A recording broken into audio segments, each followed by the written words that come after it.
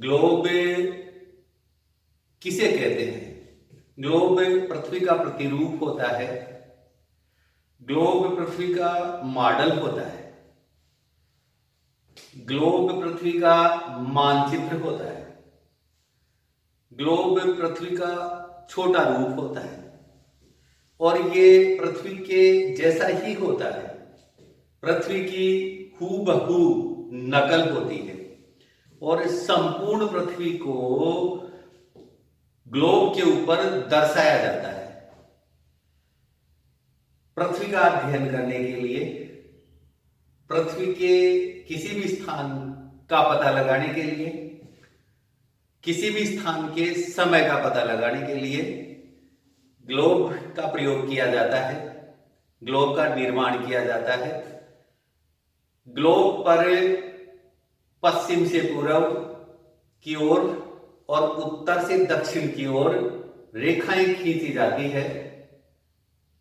इन रेखाओं को अक्षांश रेखाएं और देशांतर रेखाएं कहा जाता है। सबसे पहले हम चर्चा करेंगे अक्षांश रेखाओं के बारे में। अक्षांश रेखाएं पृथ्वी के मानचित्र पर, पृथ्वी के ग्लोब पर पश्चिम से पूर्व की ओर खींची जाती है और ये समानांतर होती है। अक्षांश रेखाएं एक दूसरे को काटती नहीं है, एक दूसरे से मिलती नहीं है। अक्षांश रेखाओं को अंग्रेजी में लैटिट्यूड कहा जाता है। अक्षांश रेखाएं कुल 179 होती हैं और इनमें सबसे बीच की रेखा को विषुवत रेखा कहा जाता है। इसको भूमध्य रेखा भी कहा जाता है और अंग्रेजी में इसे इक्वेटर कहा जाता है,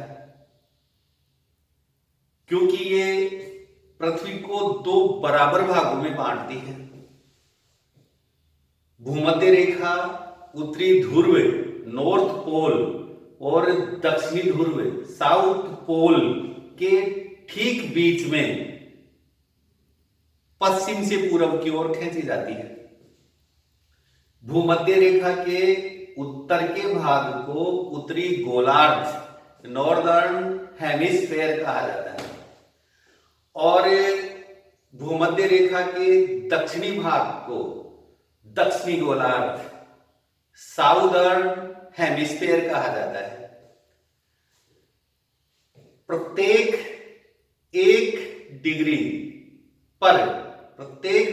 पर एक अक्षांश रेखा खींची जाती है। इस प्रकार उत्तरी गोलार्ध में 90 डिग्री पर 90 रेखाएं खींची जाती है और दक्षिणी गोलार्ध में प्रत्येक डिग्री पर एक रेखा, कुल 90 अक्षांश रेखाएं खींची जाती है। कुल 179 अक्षांश रेखाएं होती है। दो अक्षांशों के बीच की दूरी 111 किलोमीटर होती है। भूमध्य रेखा के उत्तर में 23.5 डिग्री उत्तरी अक्षांश पर जो रेखा खींची जाती है, जो अक्षांश रेखा खींची जाती है, उसको कर्क रेखा कहा जाता है। कर्क रेखा को अंग्रेजी में ट्रॉपिक ऑफ कैंसर कहा जाता है और इसी तरह दक्षिणी गोलार्ध में 23.5 डिग्री पर जो अक्षांश रेखा खींची जाती है उसको मकर रेखा कहा जाता है। मकर रेखा को अंग्रेजी में ट्रॉपिक ऑफ कैप्रिकॉर्न कहा जाता है।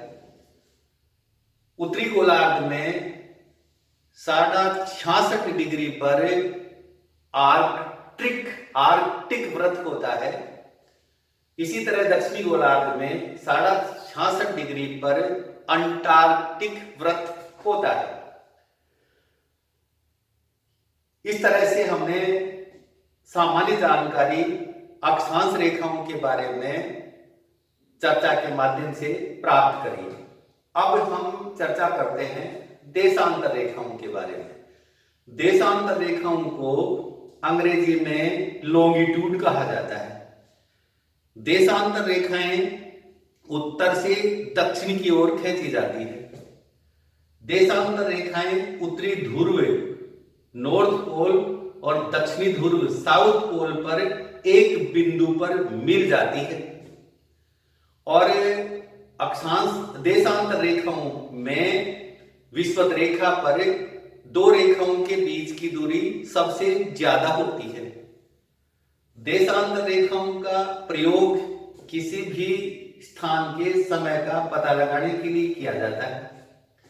सबसे बीच की रेखा को ग्रीनविच रेखा कहा जाता है। ग्रीनविच रेखा के पश्चिम की तरफ जो देशांतर रेखाएं होती है उनको पश्चिमी देशांतर रेखाएं कहा जाता है। ग्रीनविच रेखा के पूर्व में ईस्ट में जो रेखाएं होती है उनको पूर्वी देशांतर कहा जाता है और जो वेस्ट में जो रेखाएं होती है उनको पश्चिमी देशांतर कहा जाता है। ग्रीनविच रेखा भी 0 डिग्री की रेखा होती है, 0 डिग्री देशांतर रेखा होती है और इसको विश्व की मानक समय रेखा कहा जाता है और यहां से पूरे विश्व का समय निर्धारित किया जाता है। 82.5 डिग्री पूर्वी देशांतर रेखा को भारत की समय मानक रेखा कहा जाता है। दो देशांतर रेखाओं के बीच की दूरी को गोरे कहा जाता है।